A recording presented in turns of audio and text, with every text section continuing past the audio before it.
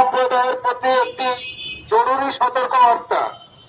সম্প্রতি কোরবানির পশু আনার সময় এলাকায় যে ধরনের অরাজকতা এবং বিশৃঙ্খল পরিস্থিতি সৃষ্টি হচ্ছে তা অত্যন্ত নিন্দনীয় এবং সমাজের জন্য বিপজ্জনক। বিশেষ করে দেখা যাচ্ছে একটি গরুর গাড়ির পেছনে 200-এরও বেশি বাইক আরোহী যুবক হই হুল্লোড় ও উচ্ছৃঙ্খল আচরণে লিপ্ত হচ্ছে, যা পরিবেশের শান্তি ও জননিরাপত্তার পরিপন্থী। এই বার্তা স্পষ্টভাবে জানানো হচ্ছে, এই ধরনের আচরণ অবিলম্বে বন্ধ করুন।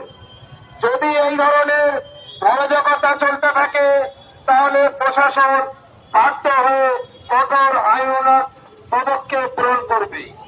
প্রয়োজন হলে পুলিশ বাইক অথবা জব্দ করবে এবং সংশ্লিষ্ট যুবকদের আটক করবে।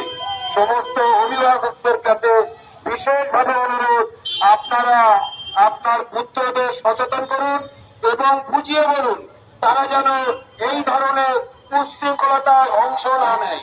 কোরবানি একটি ধর্মীয় পবিত্র উৎসব। এই উৎসবের মর্যাদা রক্ষা করা আমাদের সবার দায়িত্ব।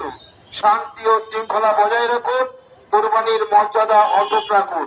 প্রচারে মিডিয়া বুঝে সচেতন দর্জি সমাজবৃন্দ।